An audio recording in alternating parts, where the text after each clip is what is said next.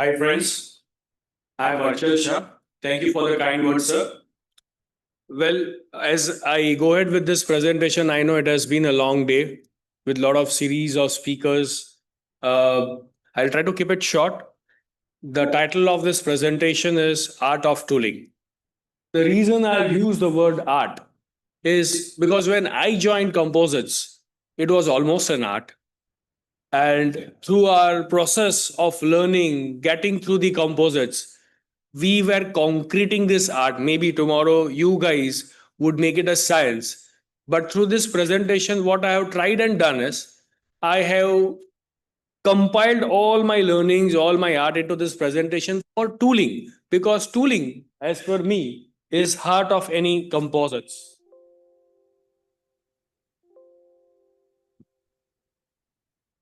So in this presentation, I have divided this presentation into four parts. First, basics of tooling. Second, what are the detailed ideas that we can go through? Third, maybe a case study. And finally, what can be the future of tooling in composites? So let's so the first image that you see over here, the image on your right hand side and one on the left are 6 years apart, both manufactured at our facility. The difference? The difference is in the waviness of the surface. The one over here is having very wavy surface owing to the tool that was used to manufacture it. And here, actually, you can use it as a mirror, probably see your face. It is as clear as it could be. This is the difference that tooling can make. There is no change in process. There is no people who made it. It's only the tool. So the part, I would say, is only as good as your tool can be.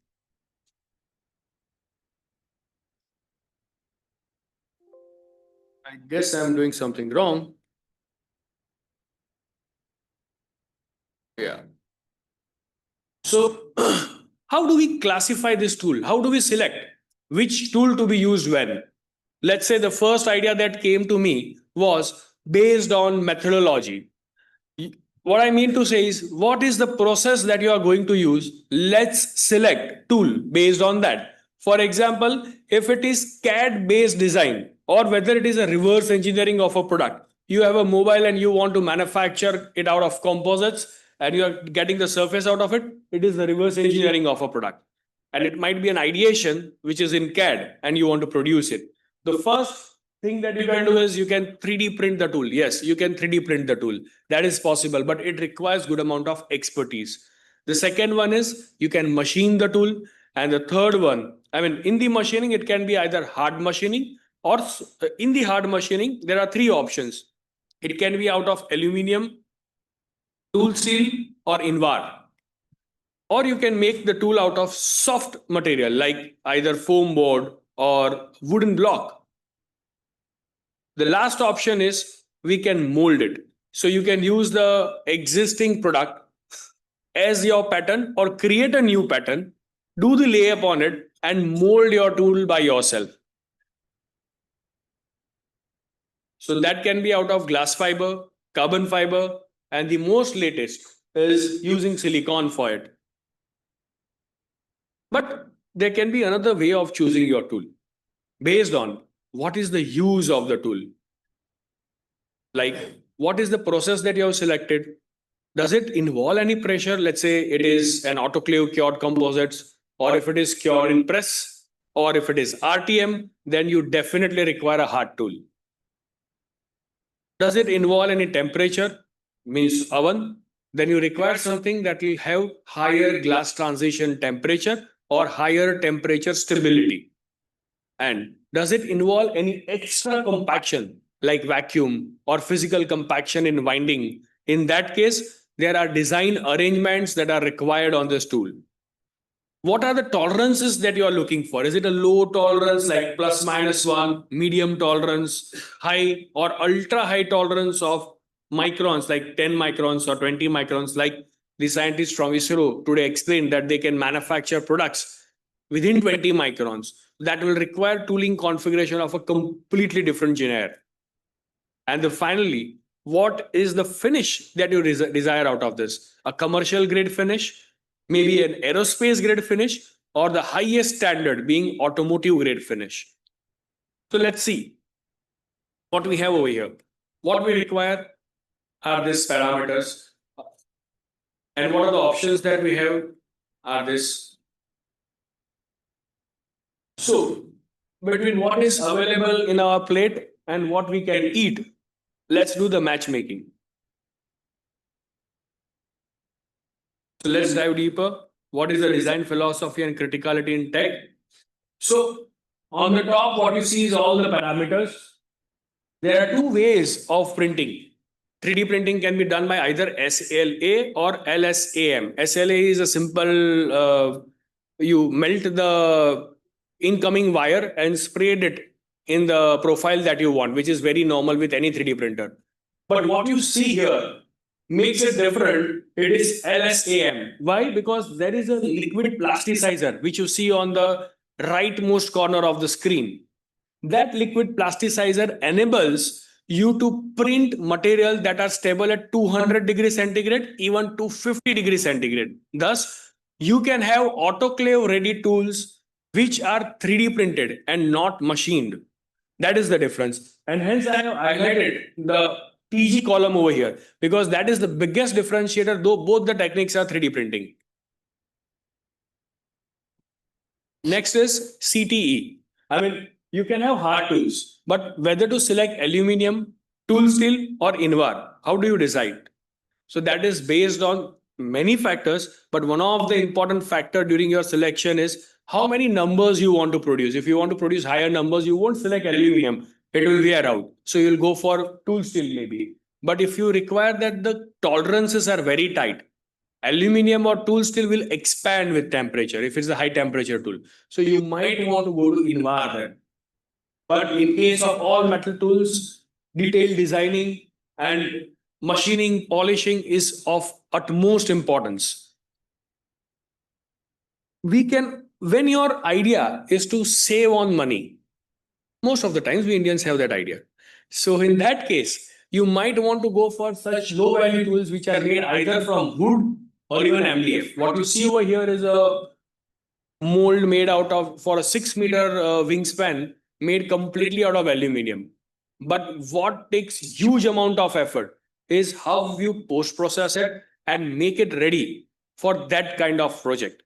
So finishing takes away a lot of efforts and a lot of expertise, but you can make tools which are out of wood or even out of foam boards. It can be PVC, PU, or even epoxy foam board, which is very famous these days. The latest being having tools made out of either glass fiber or carbon fiber. Though the process shown over here in the video is hand lamination, lot of carbon fiber tools we ourselves manufacture which are out of either pre-preg, tooling pre-preg as we call it, or even RTM. This is where you require high TG, high stability tool of carbon for reasons because these tools we have manufactured for DRDO. I'm not showing videos or pictures of them, but those can also be made based on what is your TG, what is your number of cycles. You have to decide between what is the material in your layup. So with so many options, I have tried to put up a table of what are the available materials and how it looks like. Still confusing, right? In your factory, how will you choose? Or in your college, how will you choose which tool you should use? So this is how we do it. Select each characteristics like applications, prototype, what is the maximum temperature, part complexity, so on and so forth.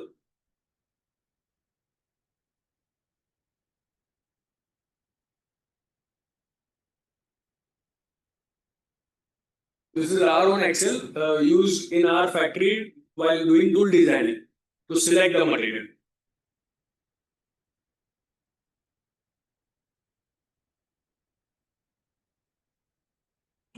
So these are the three top options that the software suggests. Now you might want to pay more attention to certain factors than others. So these are the weights that we add. Many times we have clients who say, you know what, budget is very constrained. So you pay utmost attention to their budget. And at that time, as you change this, the options over here also you will see are changing.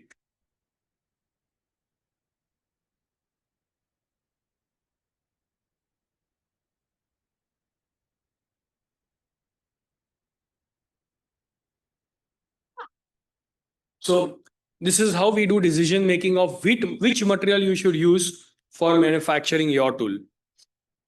So the key features that one has to look for is what is the ability to model, whether you want to control thermal expansion or contraction, whether the warpage is allowed, if yes, to what extent. Third, what is the tool compensation and how you are going to do. Mold design features, and especially which software do you want to use for tool. So this is some comparison of what all softwares are available and which are the best preferred for what solution. Maybe I'll share this with you. I'll go ahead with a case study.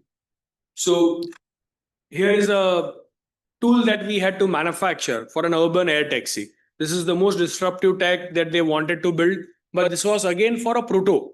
They were not sure if the proto will be okay, if the flight test will be okay. So it was one off. And if it is successful, even then, they wanted to go for double the size. So in any case, the tool was one off.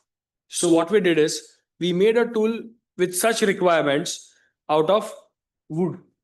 On the other cases, we have built tools for autoclave curing with carbon fiber composites instead of the traditional metal ones that you see in the picture over here. How does the future of tool look like? Morning while discussions, Dr. Desai mentioned that digital twin is must, and I would say it is, because composites is highly process oriented, and as much wisely you can capture the process parameters, so much wisely you will be able to produce without rejection at your place. There are two companies, one is MDR Spain and second is NLR Netherlands. They have already started working on digital twins for composites tooling.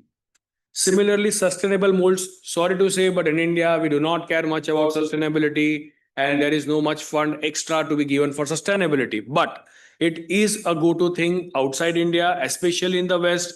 This is an example of Elementis, Italy, where they have used sustainable fibers to manufacture their natural fibers, I would say, to manufacture their tooling.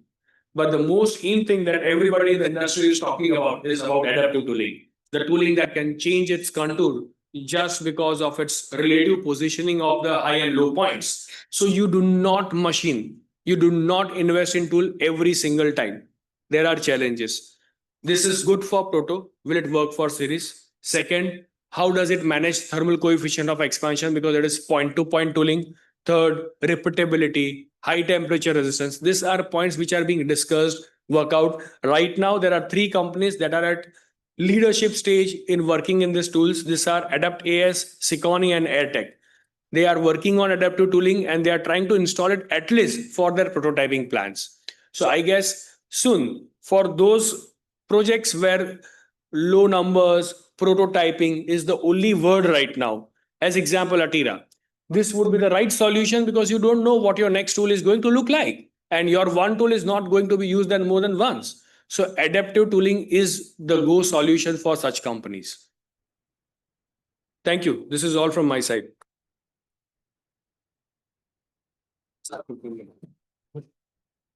Please, please. Thank you, Archal, for a very nice presentation. Product is an image of mold. That is what he has proved up.